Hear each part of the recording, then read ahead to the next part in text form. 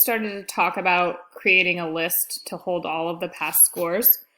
So the first thing I want to do is just make it so that when I type or click on the See Past Scores button, it's going to take me to screen 3, which is the score screen and looks like this. As I said, I've already set up all kind of the components first just to make the video a little shorter. So when I click on the score button is what I called it, then I'm going to set screen to, I called it, I think just score screen here. So it gives me those options and I'm going to click there. So that does, I mean, that's something I can test later. We're just going to leave it like that for now. So now I need to start setting up this list. How is this list going to work? So I'm going to go up to where my variables are. And I'm going to create a variable called score list. And I'm going to set it right now to an empty list. So what I want to happen is each time I play the game, when I get down to this timeout function, that's going to be my final score. So I am going to, below these other things, actually, you know what? I'm going to do it above. We'll put it right in here after the set text.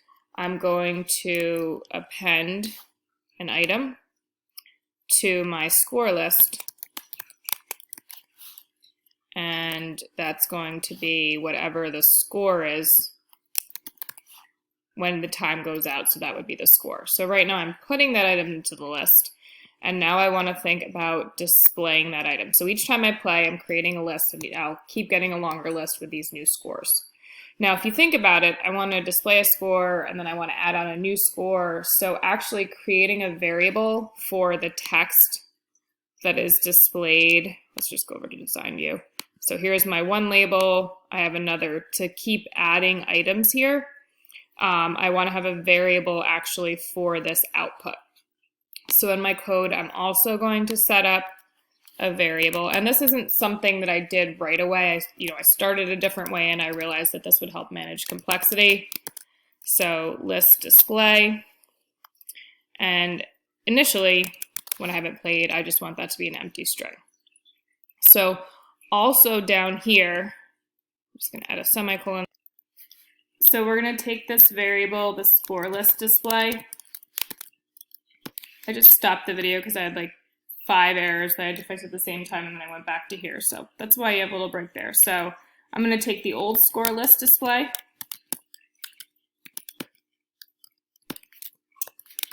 and I'm going to add on with that the next item in my list, or the last item, because that's where the new score will be. It will always be the last item in that list. So this is score list. At index, I want the last item. So that's score list dot length -1. So we're going, remember the index does not line up with the length of the list, it's 1 smaller. And then we're also going to put, we want each time we have a new score, we want to enter. So I'm going to put a line break in there. Okay.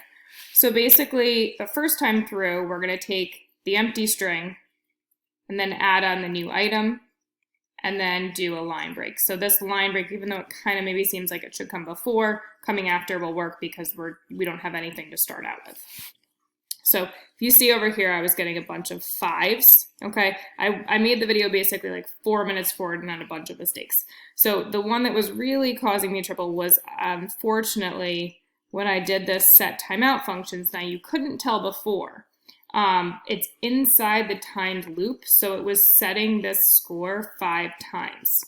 So I need to take this whole chunk here and put it, here, let's just backspace, put it in here. So it's inside my event handler, but it's not inside my timed loop. So I'm going to try the program now. We're going to see how that works. And then we'll talk about, this also was something I added before. We're going to talk about what else we can do. Now, actually, one more thing I need to do. I've set this variable score list display, but then I do need to show that. So we need to set the text of this text box. Let me just go back to that screen. Right, we need to set this text to show that. So we're going to set text of, if I look back here in my list of components, that's the scores label.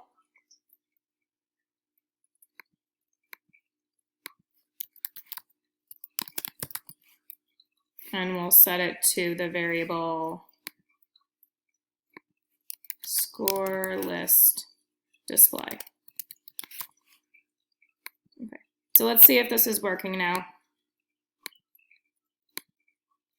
Oh, let me press the run button.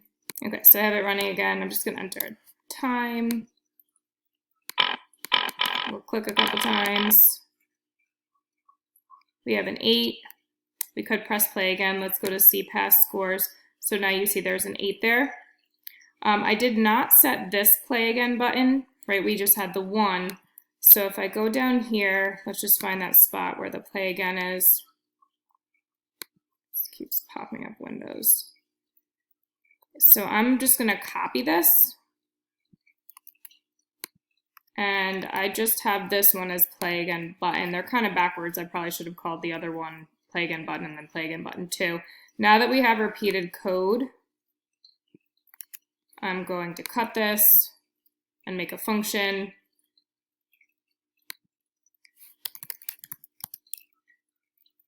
And we'll do function play again. Put that code in. So now we can call function play again when we click on either of those buttons.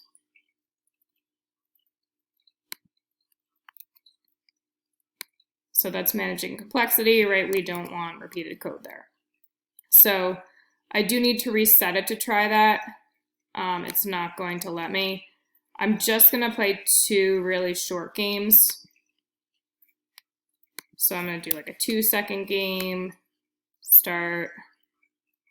Okay, I didn't get anything. See my past scores, I only have 0. Then I can press play again. This time I'll put a couple clicks in. I have 8, see past scores, so now I have 0 and 8.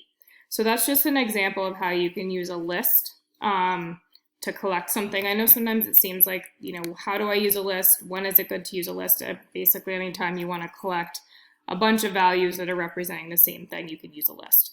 If I was going to make this program a little bit more complex, I'm not going to add that in this video. I would probably, on lesson 15, run a for loop through my list looking for the max score. And here, maybe at the bottom, I do a high score. I just think that would be a nice piece.